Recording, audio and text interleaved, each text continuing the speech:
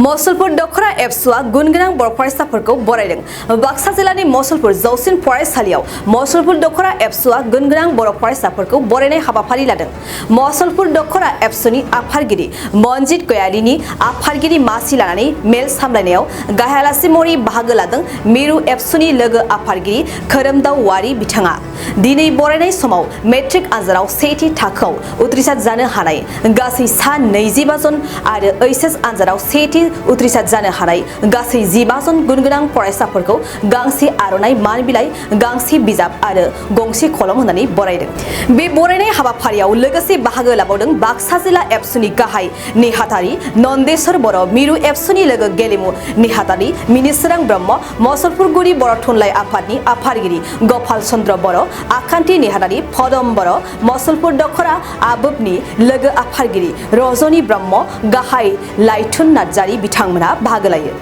दिनैहाय जोङो दुलाय बर' फरायसा आफादनि जि हाबाफारि महरै जोंनि नैबे माने मसलपुर दखराया जि फरायसाफोरखौ लानानै दिनैहाय जोङो ज' जाबाय। क्लास 6 निफ्राय लानानै कचिं फरायनाय बरायजानाय फरायसाफोर दिनै जों जयै फरायसाफोरनि जि मोनसे आथिखालनि दावगानांगौनि थाखाय बेयाव मोनसे मोजां खाबु जादों जे बेयाव मेट्रिक पास जानाय, हायार सेकेन्डारि पास जानाय बिथांमोनहा जोबोद माने मोनसे गनायजाथाव मानिजाथाव थासारियाव जोङो हालामनि फरायसाफोरखौ मोननो हादों आरो मसलपुर दखरा एबसुआ बेखौ अरायसम लालांबाय थागोन आरो एबसुनि बे मोनसे हाबाफारि हिसाबै जोङो बेखौ अरायसम मोनलांबाय थागोन आरो दिनै बे ओनसोलाव जोङो मोनसे सुबुं धोन फोलोमनायनि थाखाय, सुबुं धोनखौ दावगानांगौनि थाखाय, मसलपुर हालामखौ जौगाहोनांगौनि थाखाय दुलाय बर' फरायसाफोरा अरायसम बेखौ नोजोर बोनानै खामानि मावलांगोन। बे सरकारनि बिथांखि थांखिजों गोरोबैयाव बा जोंनि एबसुनि खामानि मावनायाव जोंना बिथांखिया बे जेखि सरकारनि बिथांखि थांखि जाया मानो दुलाय बर' फरायसा आफादनि थांखिया एखे। जों माहारिनि थाखाय, दुलाय बर' फरायसाफोरनि थाखाय सोलोंथाइ आरो गुन गोनां आरो आदब सोलोंथाइ लानो थाखाय जों अरायसम खामानि मावगोन। बे जोंनि थिरांथा मावथांखि आरो नंखायनो जायखि समाव जेखि थासारियाव माने सरकारनि जे खान्थियारि सोलायनाय फैया मानो बेखौ नोजोर बोनानै जाहाथे फरायसाफ्रा जेबो उसुबिदायाव गोग्लैया, जेबो गोब्राब थासारियाव गोलैया, बिनि थाखाय जों अरायसम सेस्था खालामगोन आरो जाहाथे फरायसाफ्रा गावबा गावनि जिउनि थांखियाव सहैनो थाखाय दावगालांनायाव मोनसे महर मोनो, बेखौ नों हास्थायनानैनो जों मावलांबाय थागोन। बर' फरायसा आफादा जोंनि दखरानि बेन्दोङाव थानाय HSLC आरो HS आनजादाव नै थांनाय 2022 इंराजि मायथाइयाव उथ्रिसारनाय गासै सा 40 फरायसाफोरखौ जोङो बहाय बरायनाय हाबाफारि लादों। बे हाबाफारियाव बेखेवगिरि आलासि महरै जोंनि बाक्सा जिल्ला दुलाराय बर' फरायसा आफादनि मानगोनां गाहाय नेहाथारि नन्देश्वर बर' सार बिथांखौ जों हांख्रायना लाबोदों आरो गाहाय आलासि महरै जोंहा मिरु एबसुनि लोगो आफादगिरि मानगोनां खोरोमदाव वारि सार जोंनि हाबाफारियाव बाहागो लाफैदों। HS हिसाबै जोंहा गासै 25 सा, साइन्सआव 14, आर्ट्सआव 6 आरो कमार्सआव 7 गासै इयाव सा 25 आरो HSLCआव गासै सा 15 फरायसाफोर पियर बर' मिडियामजों पास जानाय फरायसा बिथांमोनखौ जों बहाय बरायनो मोननानै खाबु मोनदों।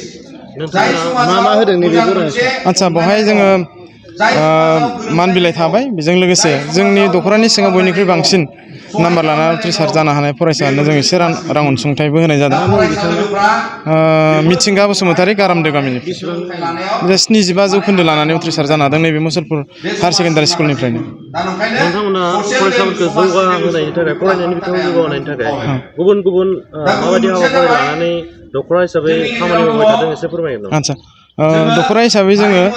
गोलोम बोथोरनि समफोरावथ' कचिं होनाय सोलिदों। नैबेयावबो देग्लायबो जोंहा कचिंआ सोलिगासिनो दंमोन। 1 खालारनिफ्राय जागायनानै दिनै जोंहा फोजोबबाय गासै 20 सान। बिनि अनगायैबो जोङो मेट्रिक होनो गोनां फरायसाफोरखौ न'खर थांनानै लोगो हमहैनाय जायो। सिगांनि समनिफ्राय बिदि लोगो हमनाय जादों। क्लास 9, 10 नि फरायसाफोरखौ न'खर थांनानै जोङो ओरैबायदि लेभेलसिम थाङो जेरावहाय सोरनिबा न'खराव गोबांथार जोङो बिदिबो लोगो मोन्दों जे कारेन्ट गैया, टेबोल गैया, बिजाब गैया, बहि गैया, बिदिबो फरायसा मोन्दों जायखौ जों एफा एनै हेफाजाब होनायसिमबो थांदों। खायसे फरायसाफोरखौ जों बिजाब, बहि, थियारिथि बिदि कुइसन बेंक बायलायनानै जों बिथांमोनखौ मदद होनायसिम थांदों। बहि, रिम, पेन्सिल बिदि बायनानै बिसोरनो जों मदद होनायसिम थांदों। सासे फरायसा दंमोन, बिथांखौथ' जोङो न'आव कारेन्ट गैयामोन, कारेन्ट बोनानै सुइस बर्ड, बाल्ब गासिखौबो रेडि होनानै फरायनायनि थाखाय मोनसे आबहावा सोरजिनानै फैनायसिमबो जों मदद होनाय गोसोआव दं। देग्लाय मोनसे बाथ्रा बेबो, दा जिहेथु HSLC बा मेट्रिक आनजादाव जोंहा 75 जौखोन्दोआनो हाइस्ट जाबाय। बेखौ नायोब्ला जों बे रिजाल्टखौ लानानै इसेबां थोजासे गोजोननाय नङा। मानो होनब्ला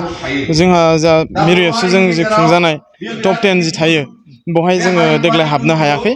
इयुननि समफोराव जों बहाय जेरैखिजाया जोंनि फरायसाफोरखौ मासि मोनहोनो हागोन बेखौ जोङो नाजागोन आरो देग्लायनि जि बेटस बियो एसे मोजांसिनखौ जों मोनदांदों नैबे कचिंआवबो जोङो बहाय नुनो मोनदों गासै नैबे कचिंआव जोंहा 350नि बांसिन फरायसा मुसलपुर हायार सेकेन्डारि आरो बाथौफुरि बड' एकाडेमि हाइ स्कुलनि फरायसाफोरखौ दाजाबला 350 क्लास 6निफ्राय क्लास 10 सिम जों बेवहाय मोननो हादों बेवहाय माखासे मानि गोसो गुदुं फरायसाफोरखौ जों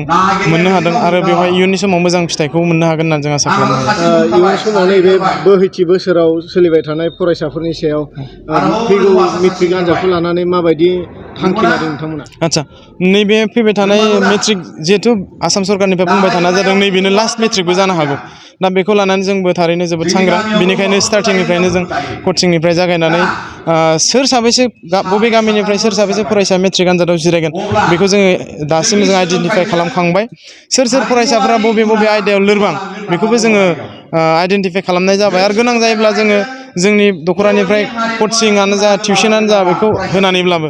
जोङो मोजां मासियाव उथ्रिसार जाहोनो हागोन बेखौ जोङो नाजागासिनो दं नोंथाङा सरखारि साख्रि नागिरदोंना नोंथांनि थाखाय मोनसे गोजोनथाव खौरां नोंथांनि थाखाय दं एडुकेट पइन्ट जेराव नोंथाङा सोलोंथाइ लानायनि गेजेरजों सरखारि साख्रिनि गुबुन रोखोमनि गोब्राब आनजादफोरखौ उथ्रिसारनो हागोन आरो गावनि आथिङाव गसंथानो हागोन बे एडुकेट पइन्टआव नोंथांमोना SSC bank PO bank clerk bank SO UPSC FSC defence railway state insurance AAO ADO एसिस्टेन्टजों लोगोसे स्टेट लेभेल जब आरो माखासे सरखारि साख्रिनि आनजादाव गोनांथि जानाय आयदाफोराव सोलोंथाइ लानो हागोन मख'नो गोनांदि बे सोलोंसालियाव साख्रिनिल' नङा बेयाव MBA आरो सैनिक स्कुल बायदियाव एडमिशननि थाखाय एन्ट्रेन्स होनो थाखायबो सोलोंथाइ लानो हागोन बे सोलोंसालियाव गाहाम थाखो खथानि सुबिदा दं आरो सम मथे नोंथांनि सोलोंथाइखौ बे सोलोंसालियाव होनाय जागोन बेखौबो मिथिनांगोन दि बे एडुकेट पइन्टआव सोलोंथाइ लानानै बावैसो 2021-22 इं मायथाइनि एसएससि जिडिनि आनजादाव गासै 11 सा सोलोंसाफोरा उथ्रिसारनो हादों बारा नङा गासै 15,000 रांजोंनो नोंथाङा बे सोलोंसालियाव 6 दानसिम सोलोंथाइखौ लानो हागोन बे सोलोंसालिया क'क्राझार बरपेटा रड गवालपारा आरो बङाइगावआवबो दं क'क्राझाराव सोलोंथाइ लानो गोसो गुदुं जानाय सुबुंफोरा 70020261133 9101 536360 70020261133 9101536360